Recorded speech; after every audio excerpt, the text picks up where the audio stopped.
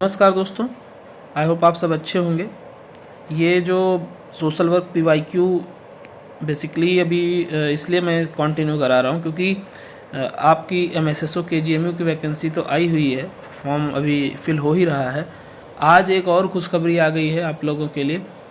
MSSO की 10 vacancy आई है Kalyan Singh super speciality cancer institute of Lucknow का, जो कि एक ऑटोनमस इंस्टीट्यूट है और बहुत बड़ा और बहुत खूबसूरत इंस्टीट्यूट। अभी एक आध शायद पिछले साल उसका या इस साल इनागोरेशन हुआ है, तो बहुत बड़ा इंस्टीट्यूट है। वहाँ 10 पोस्ट MSSO की आई है, फार्मासिस्ट की आई है, डाइटिशियन की आई है, जूनियर फिजियोथेरेपिस्ट की आई है, यानी ऐसे करके टोटल 57 पोस्ट आई हुई है। तो ये सोशल वर्क प्रोफेशनल्स के लिए, एलाइड हेल्थ केयर प्रोफेशनल्स के लिए बहुत बड़ा अपॉर्चुनिटी है। तो इसलिए भी मैं ये करा रहा हूँ जिससे आप लोगों की प्रिपरेशन होती रहे। तो अभी तक मैंने इस पेपर का 50 क्वेश्चन करा दिया था। कोशिश करूँगा 20 मिनट का हमने टारगेट बनाया कि एक वीडियो 20 मिनट से ज़्यादा नहीं रखेंगे। अभी जो ये PYQ का सीरीज चला रहे हैं, तो ये तीसरा वीडियो है। उसमें से 51 क्वेश्चन से जितना हो जाएगा 20 मिनट में उतना कवर करेंगे। तो 51 है, what are the positive effects of cohesiveness in work. तो कोहेसिवनेस क्या होता है? साथ में काम करने की जो है सकारात्मक प्रभाव को बोलते हैं कोहेसिवनेस, और इसी को हम वी फीलिंग भी बोलते हैं। वी फीलिंग मतलब एक हम की भावना रहे और हमारा वर्क है, ना कि मेरा वर्क है। ठीक है, तो ऐसे वर्क का क्या इम्पैक्ट होता है? Worker satisfaction and higher productivity, और उसके बाद low labour turnover and absenteeism. अगर वी फीलिंग रहेगा तो एब्सेंटिज़म कम रहेगा, एक फैमिली वाला रिलेशन रहेगा, वर्किंग कल्चर रहेगा, तो उससे प्रोडक्टिविटी बेहतर निकल के आएगी, आउटकम बेहतर निकल के आएगा। 52nd है, फाइंड आउट इनकरेक्ट स्टेटमेंट। तो इनकरेक्ट स्टेटमेंट इसमें फाइंड करना था। Group cohesiveness leads automatically in no conflict in group. ऐसा नहीं होता है, ऑटोमेटिकली नहीं होता है। उसमें जब आपके थॉट्स आइडियाज़ मैच करते हैं तब होता है, और ऐसा नहीं है कि कोहेसिवनेस में कॉन्फ्लिक्ट नहीं होता, कॉन्फ्लिक्ट भी होता है। बाकी ये तीनों करेक्ट स्टेटमेंट है। Cohesiveness with in a group helps establish an overall group climate.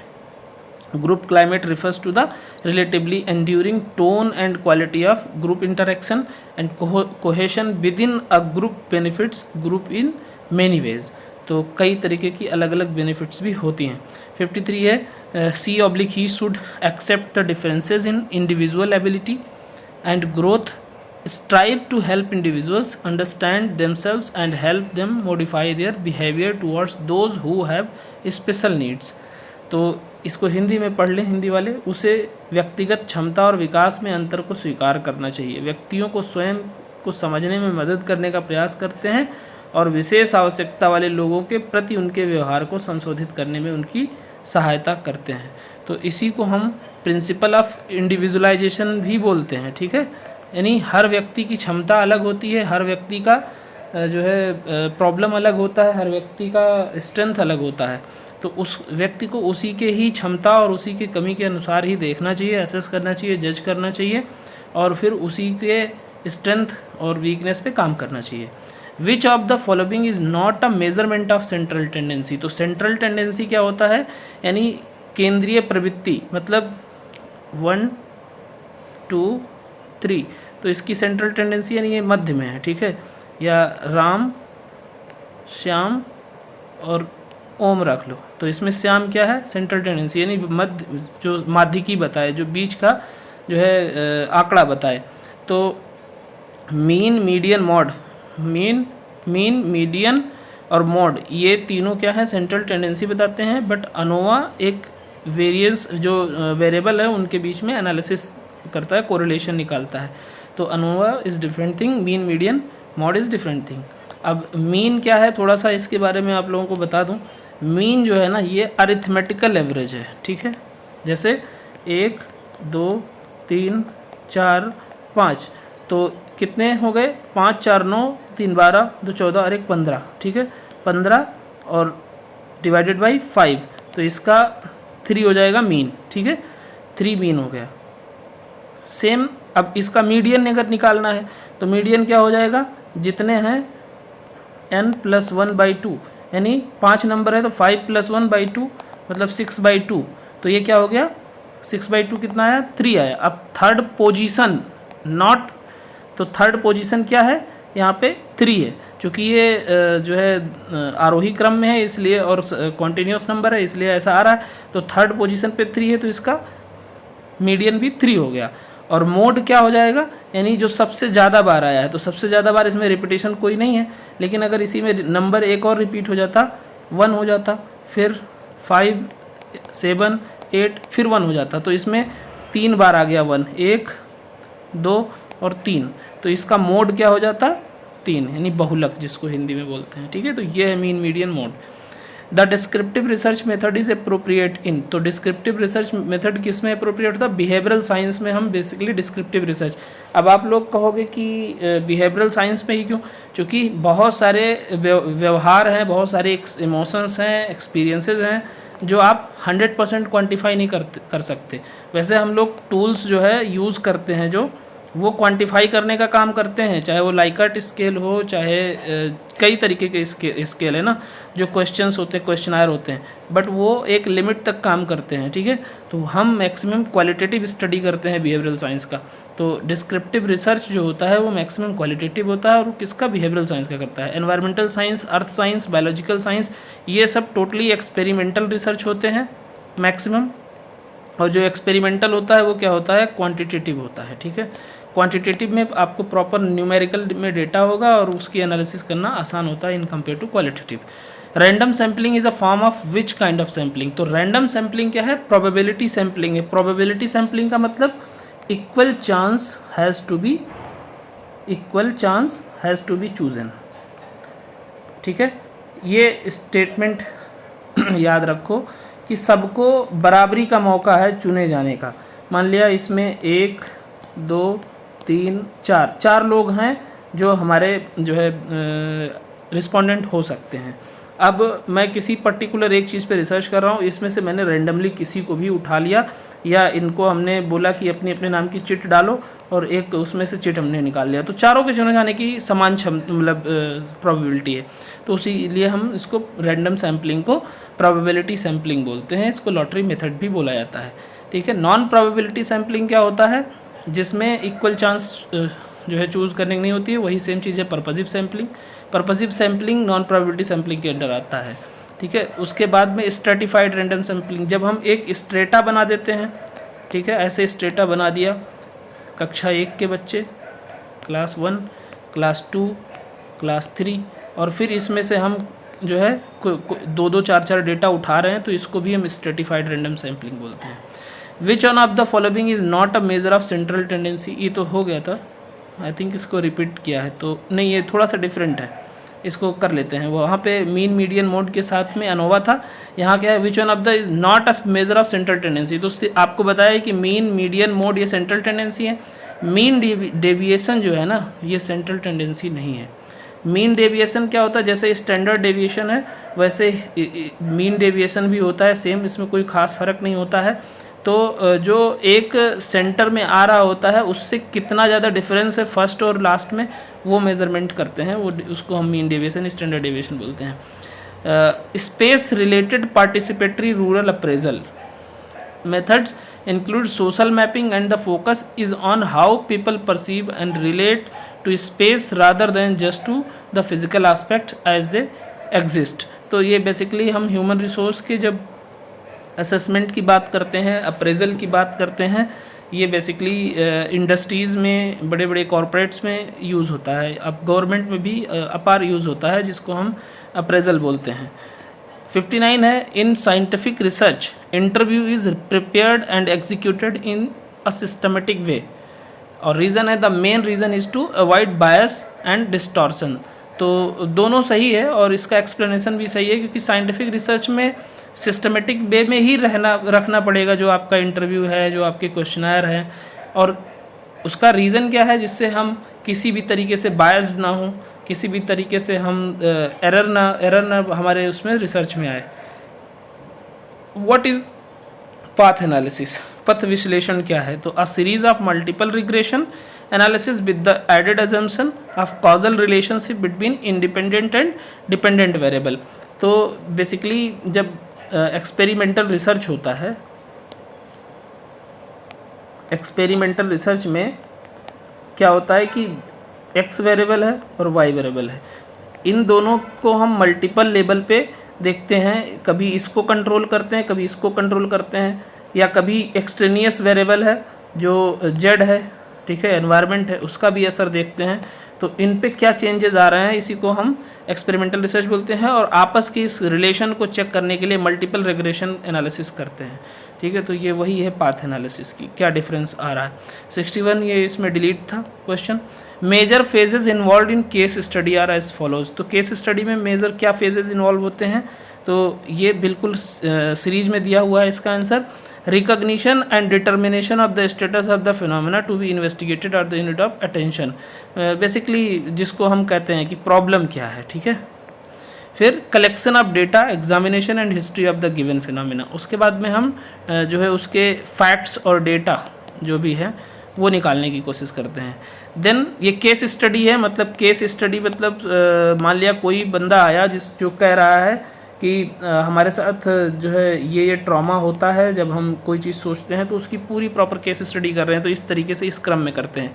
फिर diagnosis and identification of causal factors as a basis for remedial और डेवलपमेंटल ट्रीटमेंट, तो उसका हम देखते हैं कॉज। ये इसके लिए सबसे एक अच्छा केस है, मान लो कोई पॉक्सो का केस था, ठीक है, कोई बच्चा है, मेल चाइल्ड है, मान लो अभी करंट में वो 18 का हो गया, ठीक है, और वो कहता है मुझे जनरल एंजाइटी, उसको जनरल एंजाइटी के डिसऑर्डर के सिम्टम्स हैं, ठीक है। और वो फिर एनालिसिस जब आपने करना शुरू किया, स्टार्ट किया, तो पता चला आपको कि उसको जब वो 8 साल का था, 8 ईयर्स का था, तब उसके साथ किसी ने सेक्सुअल वायलेंस किया था, सेक्सुअल एब्यूज़ किया था।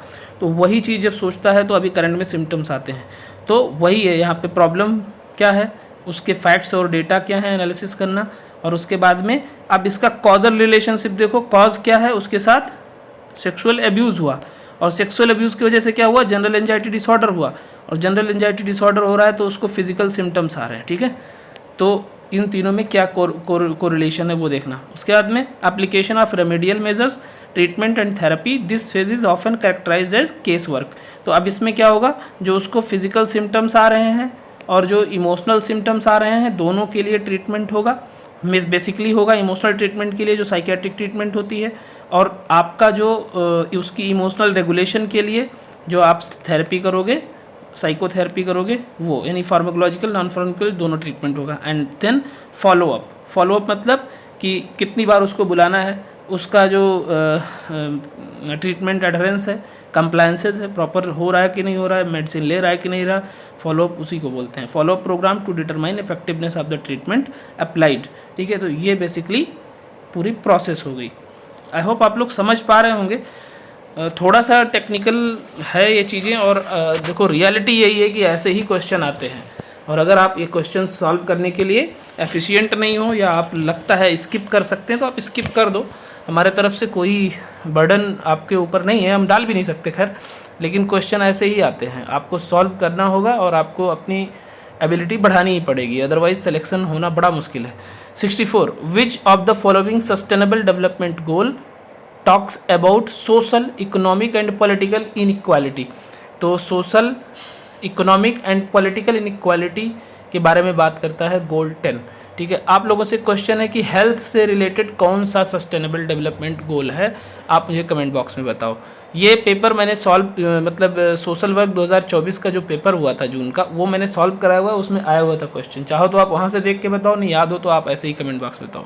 65 who was the founder chairperson of central social welfare board of India, CSWB। तो दुर्गाबाई देशमुख के अंडर में 1965 में सेंट्रल सोशल वेलफेयर बोर्ड बनाया गया था।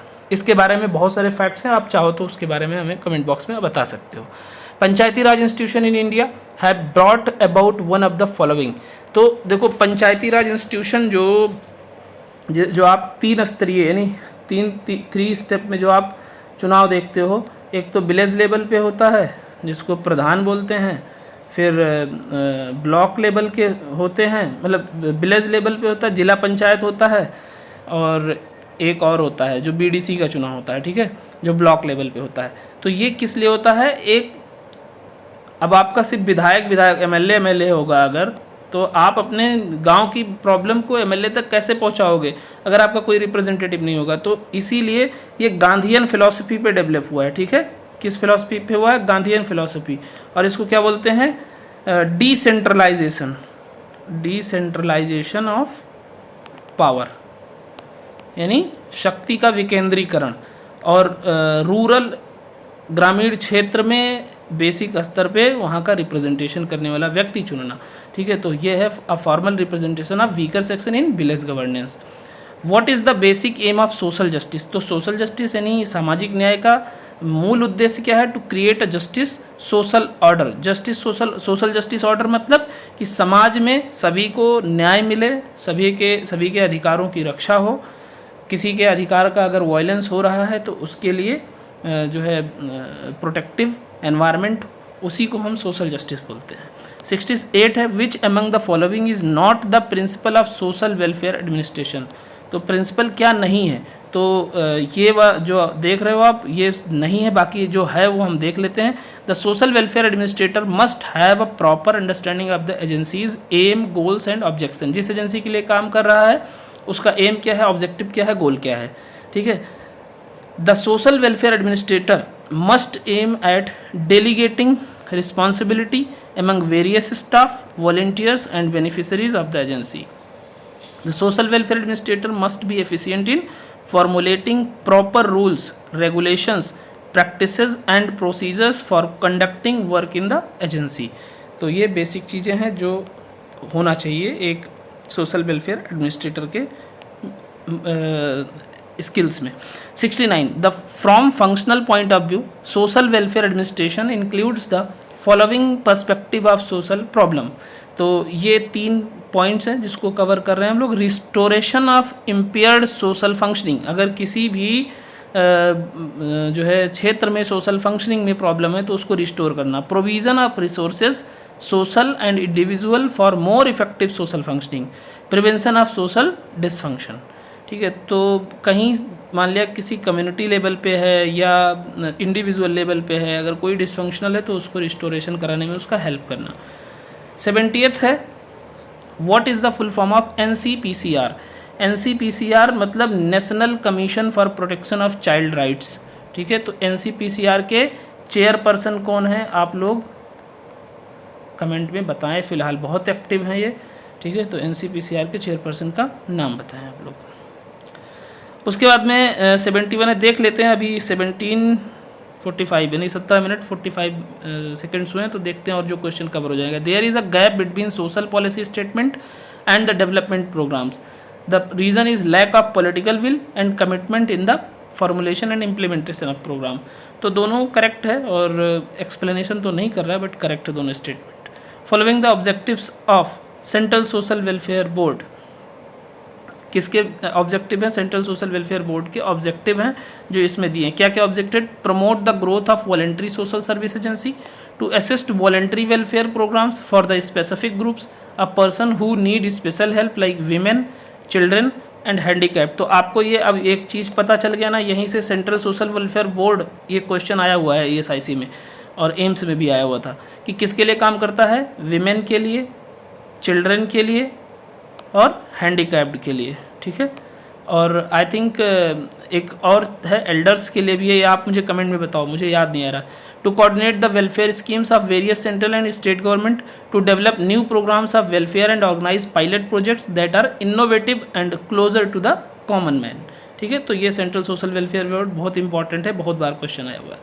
विच act deals with the recognising the rights of the forest dwelling tribal communities. तो forest rights act 2006 में आया था और फॉरेस्ट राइट्स प्रोटेक्शन एक्ट नहीं है कोई ऐसा, फॉरेस्ट राइट्स एक्ट है। बट हाँ, फॉरेस्ट कंजर्वेशन एक्ट है, वो बताना मुझे कि कब आया था।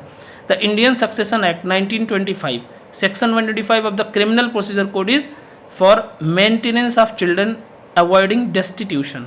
डेस्टिट्यूशन से रोकने के लिए, यानी जब अगर उनके पेरेंट्स का भी डेथ हो गया तो वो जो बेघर हो गए तो उनको किस तरीके से रिस्टोर करना है उसके बारे में है, ठीक है। और इवन उनकी प्रॉपर्टी के को भी कैसे मेंटेन करना है, अगर कोई नहीं रह गया तो वो भी है इसमें। जो क्लोजेस्ट फैमिली मेम्बर होगा उसको प्रॉपर्टी दी जाती है। Vitamin A deficiency coupled with protein energy and malnutrition is a major cause of childhood blindness. तो चाइल्डहुड ब्लाइंडनेस के लिए विटामिन ए जो है जिम्मेदार होता है। Comprehensive health care was introduce at the first time by the recommendation. अब तो भोरे कमेटी के रिकमेंडेशन से कॉम्प्रीहेंसिव हेल्थ केयर की बात रखी गई थी। 1980 ये चारों कमेटी बहुत इंपॉर्टेंट है, Bhore committee, Lokur committee, Sinha committee, Renke committee और एक मुदालियर कमेटी है, तो मुदालियर कमेटी भी पढ़ लेना। 1981 was declared as the international year of disabled person, ठीक है, international women year, international older person, international year of elimination of child labour. तो इन तीनों का भी आप लोग मुझे कमेंट बॉक्स में ज़रूर बताएं। The system under which a common man marry more than one man and keep all of them with herself is known as, इसको पॉलीएंड्री बोलते हैं, ठीक है। पॉलीएंड्री मतलब बहुपति, एक पत्नी होगी, एक फीमेल होगी और उसके एक से ज़्यादा हस्बैंड होंगे, ठीक है, तो उसको पॉलीएंड्री बोलते हैं। और पॉलीगैमी मतलब पॉलीगैमी में पत्नी मतलब उल्टा हो जाएगा, यहाँ हो जाएगा मेल और यहाँ हो जाएगी फीमेल, यानी एक से अधिक पत्नी पॉलीगैमी। तो the chairperson of child welfare committee under JJ act must have the following educational qualification. क्या होना चाहिए? डिग्री इन सोशल वर्क होना ही चाहिए। 80 है mission Indradhanush scheme launch in 2014 इस कंसर्न विद, तो ये फुल इम्यूनाइजेशन के लिए था, कॉम्प्रिहेंसिव इम्यूनाइजेशन यानी टीकाकरण के लिए था। आई थिंक 21 मिनट्स हो गए, तो अब 80 क्वेश्चंस हो गया। आज 30 क्वेश्चन फिर से हमने किया है और काफ़ी कोशिश किया है एक्सप्लेन करने के लिए। तो मैं कल संडे है, कोशिश करूँगा इसको पूरा कवर करने के लिए और इससे ज़्यादा भी वीडियोज़ लाने की कोशिश करूँगा।